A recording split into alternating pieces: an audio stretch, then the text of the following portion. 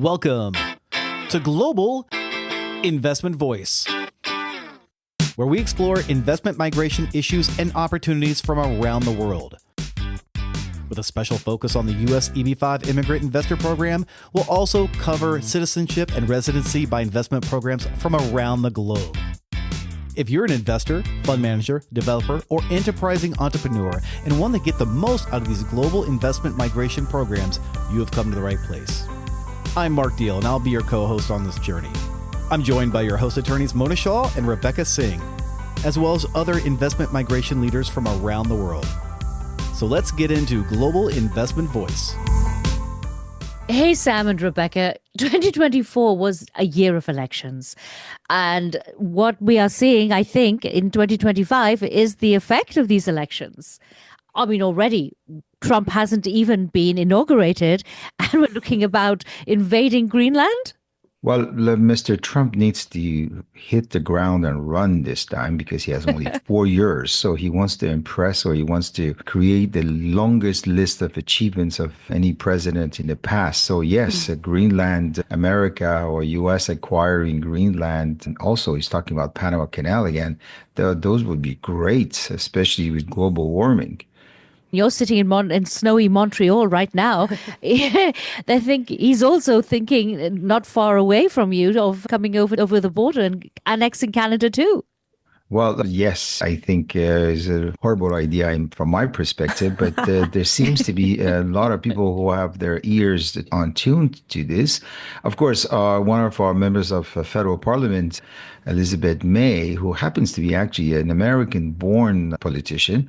She's a leader of the Green Party of Canada. She has actually put quite a funny and interesting post on YouTube a couple of days ago, responding back to, actually talking directly back to President Trump. I think that was January 3rd. So for Greenland, I don't think it's as devastating as in Canada, because I was talking to a friend of mine who happens to run an immigration software, was saying, but this is catastrophic for me, because if Canada becomes a U.S. state, then we don't have immigration law in Canada anymore. So what are we going to do with all the immigration lawyers, in Canada, because there won't be no immigration law. So a lot of people are not very happy about it.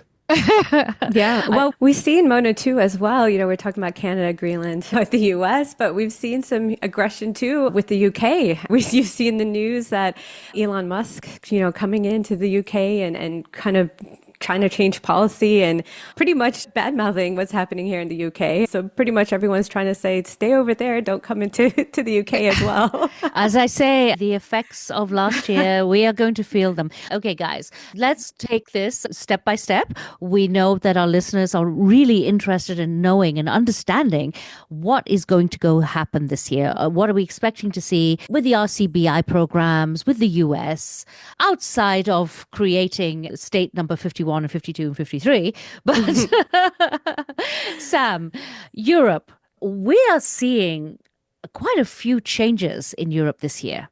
Yes, I think the industry, if we look at the residency by investment, the citizenship by investment, and the migration programs, the European side of it, which is primarily the residency by investment program, the RCBIs, we are seeing a major shift away from these programs, where we saw Portugal canceling some of the programs or ways to get the residency. Spain is actually canceling the residency by investment program. Is that official? They're definitely going to cancel? It is official. It is official. I think the date was going to be March or May. I saw April 3rd, I think, was the date. Yes. But of course, Hungary is going to get into the market. They had a program a few years ago. They're coming in.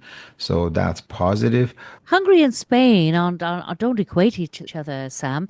Is Spain completely going out, or are they just changing? No, they're completely going out. Yeah. So unlike Portugal, where they shifted their policies, right? Spain seems to take out the whole RCBI program. But Sam, we've heard a lot about maybe the entrepreneurial residence permit coming in from Spain, which, Mona, it was kind of a mix between the E2 program and the EB-5 program in the US, where you have to invest the minimum and also create jobs. So it's kind of a mix of those two programs. So we might be seeing shifts towards that with Spain. But that's a different philosophy because if Yeah. you look at an entrepreneur program, that's a program which I call it actively engaging into something, where the old program or the current program in Spain is a totally passive program where they don't have to do anything. Just the simple fact of holding a property gives you the residency. But being an entrepreneur means investing in the business, brings liability. You are responsible of your business. There are possibilities that the business is doing well or not doing well. There are employees, there's human factor. It's complicated. Right now, Yeah. Spain was so successful and Portugal was so successful simply because of the passivity of their program. You didn't need to do anything. But an entrepreneur program, that's a total new game. I think, though, from that perspective, it shows that it could have an economic benefit to the country versus there were issues. And I think the concerns were is that the housing markets were increasing, whereas these programs can actually bring more economic benefits to the countries.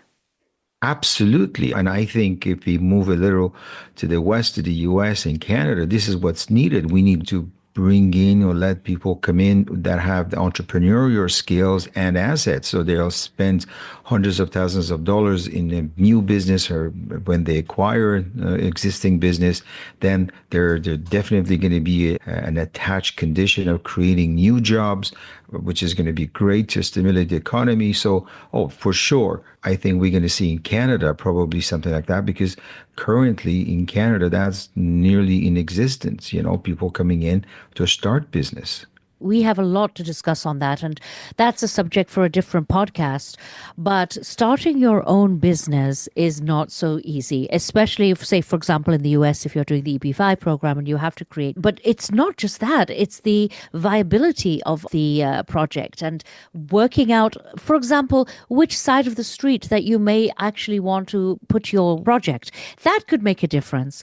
The geographical location, the management, if you're there, are you there going to be there all the time, or are you going to just have a manager to oversee it? All of these are issues which I think we need to discuss. Definitively, especially in the Spanish context, is even worse because it's a language issue, and Yeah. the Yes. cultural issues are Yes. far more different than the US, where it's more multicultural, multilingual country. But Spain is going to be far more harder for foreigners just to get into the market over there and starting a business, creating job. As you said, which side of the streets they're going to have their business, and oh no, it's difficult. Plus, there's non-economic barriers where, such as, would people buy from a foreigner? These factors are there. If I could sum it up with one sentence last year, I would say within Europe, the sentence would be, is it sovereignty versus security? And that's not just Europe. That came across to the US as well, because we saw, even it wasn't just last year, but we saw the year before with the new immigration rules coming in, a real emphasis on securities, on due diligence and increased regulation. And I think if I could say anything for the next coming year, I think that we would see a lot more of that in the European programs. Security seems to be omnipresent in everything, and enhanced due diligence on people. And one indicator of that is the new ETA that Schengen zone will be introducing for us, Canadians and Americans. For years, we imposed on them these sort of electronic travel authorizations, but now it's going to be our turn. So that's one way of enhancing your control over who's coming in. But I think when we talk about our programs, the RCBIs, I think it doesn't make sense because on one side, Europe seems to be taking massive numbers of refugees and immigrants who they basically don't know who they are, not much. It's just simply when they come in, just give their biodata and that's it. But on the other hand, our clients, when they apply to the European programs, they are thoroughly checked, their identities, documents, background. So what more you want to do? We've seen a lot more happening in the US. Rebecca, what do you think is going to happen with the increased securities and regulations here? Just from the EB-5 perspective or from overall? Yes. No, EB-5. Oh, EB-5, yeah. So I think there's a lot of concern of huge delays happening with checking backgrounds. We've already seen a lot of people who are getting, especially countries like Iran, the background checks there, even not even just delaying, but putting people in administrative processing or simply denying visas just because they've served or have conscriptions that they have to meet. I think we're going to see some delays heading our way in that area. I do agree with the principle, but I think there's going to be a balancing act this time with the Trump administration where you can have applications which are scrutinized to the dot. And on the other hand, you have massive numbers of people coming in from your southern borders where we don't know who they are. You just collect biometric data and some basic documents just to put them through the lines. So my point here is the fact that I think there's going to be a balancing act in the Trump administration where they're going to, yes, definitely put an emphasis on due diligence as to who are these applicants, but we can't have a group of applicants who have been scrutinized to the max and a group of applicants that has done the minimum, you know. We've also seen, Sam, in the US, not just on the applicants, on the projects, for example, who are offering EB-5 visas. We've seen so much more from the government actually starting to come in relating to the compliance and integrity. That's right. Of the program. With H visas and biographic details and all of that. So we're actually seeing it on that front as well as the newly arrived immigrants. I think we should segregate this. I agree there should be more due diligence and more background check on newcomers. Yes, absolutely. And it should be balanced as we discussed. But on the other hand, if you're talking about projects, sure, with what happened in the past years, bankruptcies, and people who applied in EB-5 through a regional center, the project has not started. Definitively, I think the government should also apply the same principle to these people on the other end of the spectrum. Yeah, there's definitely need for more oversight. But from another perspective, from the investor side, when we're talking about funds, a lot of these programs are investing funds. Are we seeing stricter scrutiny on the sources of funds that are coming in? I know in the US, we have to provide a lot of documentation to ensure that these funds are lawfully earned and are lawfully transferred to the U.S. Are we seeing that in the other programs? Unfortunately not. The same all over the programs, either in the European property market for the residency by investment or the Caribbean property or investment in projects for the citizenship by investment. But coming back to the U.S. perspective, I think the whole idea with Trump administration is deregulating, the government getting out and trying to less regulate and let the market live on its own.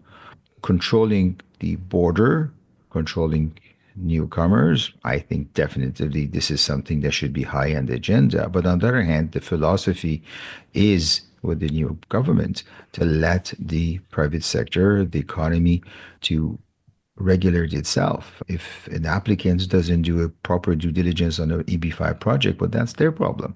Why should the government spend their dollar, their time, trying to see if the project is good or not? That's too much parenting. Oh, Sam, you're such a capitalist now. But I do think, though, that it has really resonated now with so many countries of just how much the immigration, the whole way immigration is, the new rules, how that can affect the economy. I mean, let's take the UK, for example. They have introduced several changes to their immigration system, and this is going to affect businesses, employees, visitors.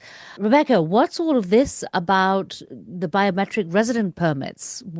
Are they new? Is this something that we need to explain? Well, it's something that's new because they're coming out with e-visas. So for the biometric residence permit, it's an actual physical card. So similar to the green card that we call in the US. They expired in December of 2024. And they're coming out with e-visa. So instead of having to produce an actual physical document to show that you can legally work, live, or study in the US, or you can create an online system. So everything is just becoming electronic nowadays. Well, that's interesting. And Sam, the end of the non-dom regime, we're seeing an exit of a lot of high net worth individuals from the UK. Where are they going?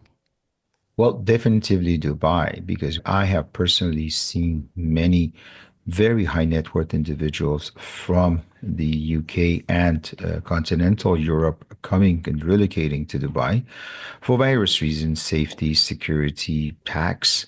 So they want to be a tax resident of the UAE. And lifestyle is becoming greater and greater. So I think the effect of this is most felt in the UAE, Yeah. particularly the city of Dubai. Interesting. You mentioned Hungary earlier, and there's a lot of new visas coming out.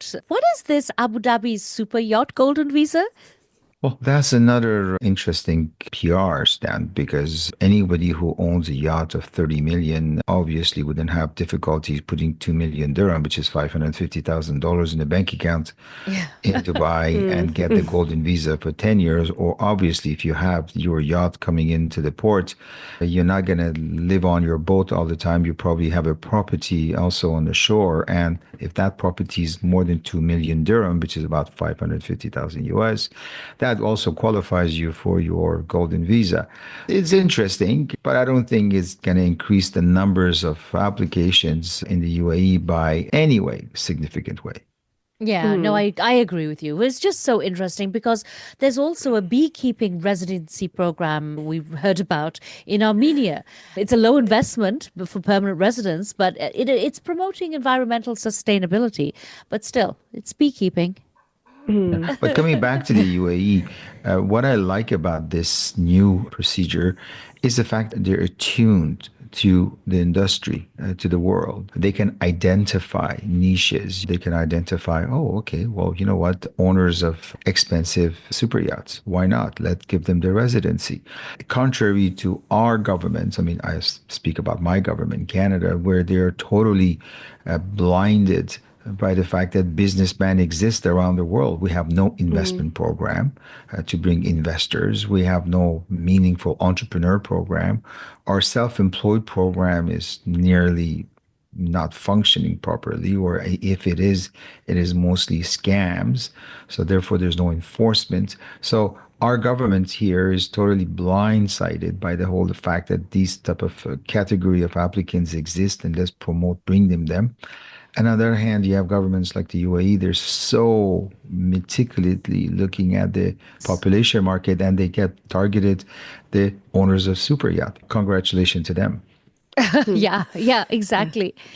Well, Mona, if I could bring it back to the UK just very quickly as well. We were talking about changes that were happening. And as Sam brought up earlier, that we were talking about the electronic travel authorizations as pretty much everyone, if you're visiting the UK now, it's similar to the ESTA from the US, that they will have to apply for that. But they're also prohibiting employers from recouping immigration fees from sponsored workers. So anyone who's, for instance, like the skilled worker visa, if you're applying for a sponsor license, that has to be paid by the employers. But what I think I've appreciated in living in both countries, the US and the UK, is the ease of business in the US. And I know we said we're going to discuss this in later podcasts, but I've just seen the difference in how strict the UK is, from even opening a bank account to being here in the UK, even being here as a resident, and how difficult it is to have your own business. It makes me appreciate the US just that bit more. Yeah, I mean, in the US, you don't really need any status. An H-1B status is enough to open a business. Oh, you don't even need that. Even You're an right. H4, H4 status. If you have EAD, you could come in on even as a tourist, you can somehow get a bank account open. But in the UK, it's very difficult. Again, making predictions for 2025, I see something happening. And Sam, please let me know if you don't agree or you don't see it happening in Canada. But I see businesses opening up. It's going to be easier to open up businesses, and especially to use things like crypto and Bitcoin, which was something which was prohibited. Well, I won't say it was prohibited, but it wasn't encouraged under the Biden administration. Well, one thing's for sure, we are seeing a shift to the right. And as you label me as a capitalist, the ability, the reason is coming back to the center stage. And I think definitely it's going to be easier to do business. I mean, under the left-minded governments in Europe, in UK, and US, and Canada, for the last 10, 20 years, we have not encouraged the businessmen to come, or we have not encouraged people to be entrepreneurs. And now Yeah, it you're is right. going to be, because one of the first attributes, one of the first tools you need to become an entrepreneur is the easiness to start a business, to open a bank account, and to hire people. But now, for example, if you hire people in Canada, you have the dental plan, you have all these rules to look after your employees. Well, then there's not much left as a profit at the end to motivate you to start a business, And if there's too many hurdles, and I think the governments in the past years, they've been more a état providentiel, meaning the state is providing, but provider states rather than the business providers of wealth. Interesting. Which brings me back to the US. Rebecca, we are going to see visa issues this year, right? Oh, yes. Oh my God. EB-5, we have so much to talk about.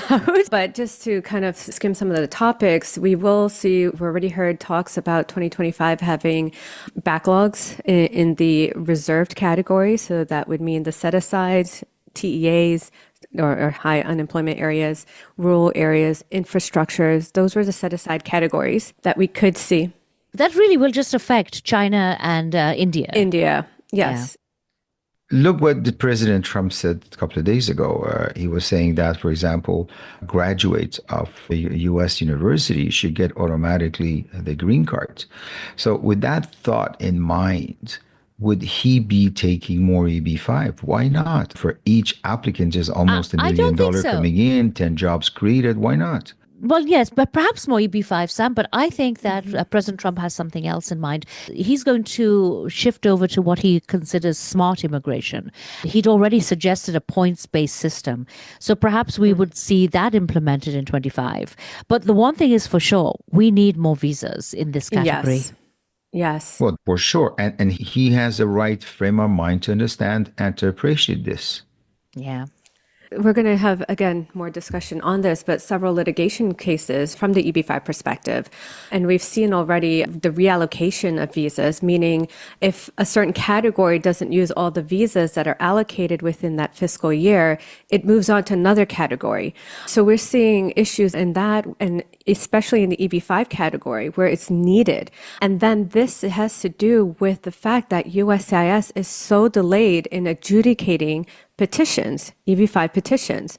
We can't even get over the backlog from pre-RIA cases, much less now coming into post-RIA cases. So we're seeing a lot of issues with that. Rebecca, they have been quick adjudicating the new cases, especially. Oh, that's what I'm saying. They're adjudicating new cases, but then it's delaying all the pre-RIA cases.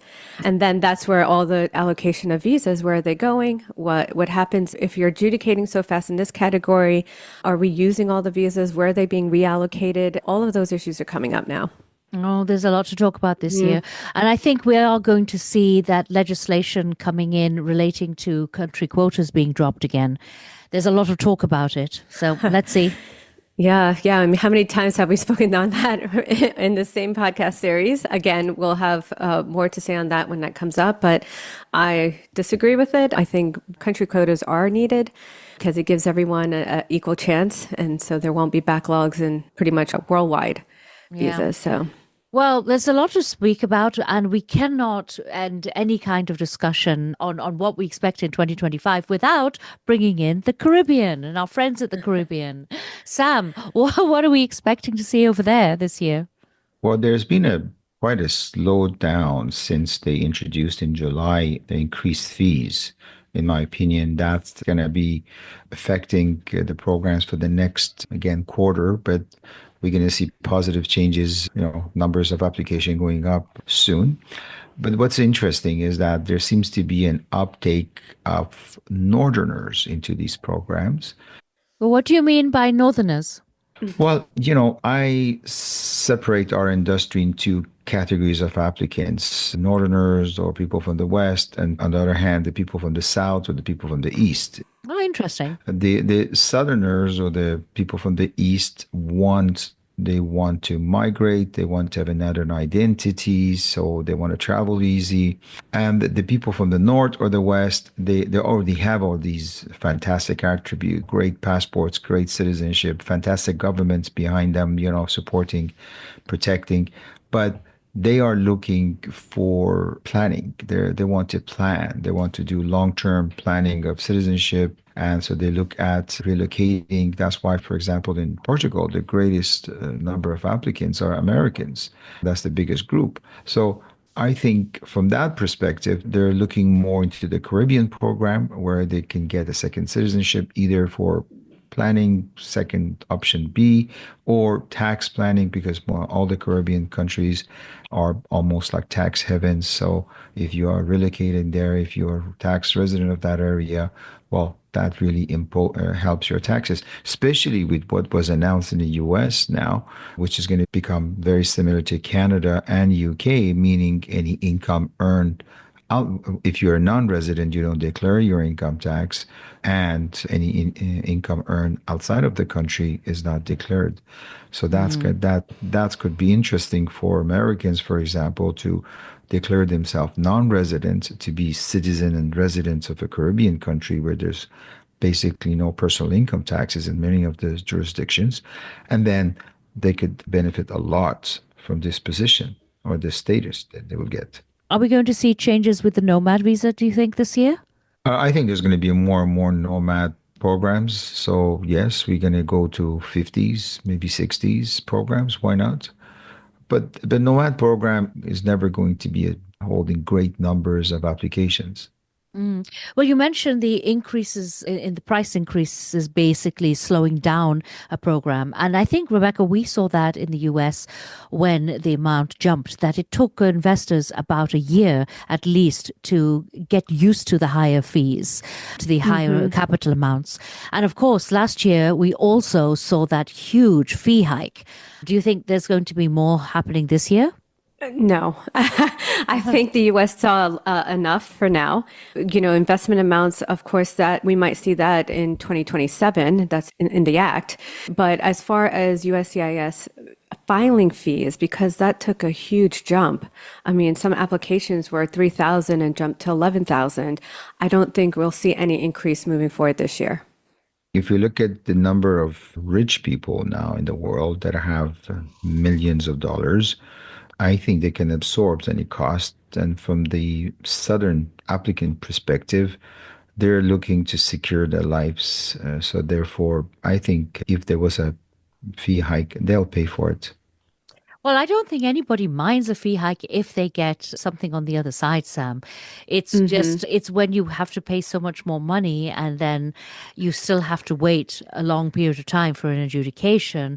And there's a problem with the adjudication, or the officer hasn't read it or understood things properly. I would like to see a complete reform of the way the immigration is adjudicated in the US. Oh, I completely agree, Mona. We sent in a USCIS inquiry regarding a case, and they came back saying that there would be delays in just receipt notices, and they're still blaming COVID. So we're seeing delays in all applications, and I think a lot of investors or a lot of clients are kind of like, what's happening, what's going on, and not understanding that USCIS, it's really USCIS. They don't expect that an American governmental body can be so incompetent. Exactly. Well, it's not just the US. Canada is not better, so we're following you guys. Yeah, but these backlogs, years and years of waiting, especially when you're investing such a large amount to stimulate the economy, they will have to do something about it, and not just give out RFEs and notes just to dismiss a case so they have additional time. They need to have competent adjudicators in there reviewing these applications from the beginning, instead of wasting our time and having to respond to issues that are already addressed. But I think it's a matter of efficiency. For example, if I look at Canada, we have trade missions in almost any country, but our immigration people don't work with trade commissioners around the world to identify potential applicants or even assess applicants. So in the US, I guess it's the same thing. Is your applications being assessed by people from the economic side? Exactly, Sam. You hit it on the head. We've been talking about this forever. In EB-5, for example, we would like the projects be adjudicated not by USCIS, but for a completely different Commerce. department. Yes, of course. Because USCIS officers, they don't understand day-to-day businesses and how things are run. Many of them haven't even lived in the real world. It's a constant frustration. So I do hope to see a change in that, but I don't know if 2025 will bring it, but we can hope. I think in 2025, we're going to see tremendous changes because I think governments are more attuned to applicants' contribution to the economy. So either in the Europe or in North America, we're going to see governments which are more in line with bringing business applicants. And we're going to be there to help our applicants go through these hurdles that are from the past, because I think there's going to be much less hurdles in the future for applicants to come into these programs. Thanks, Sam and Rebecca. Obviously, there is a lot happening, and we do want to keep everybody apprised of everything. So stay tuned. We'll do our best to keep you updated. And thank you all for listening to Global Investment Voice. Thank you for being with us today on Global Investment Voice. Do you want to get the most out of global migration and citizenship opportunities? Then head on over to our website at globalinvestmentvoice.com.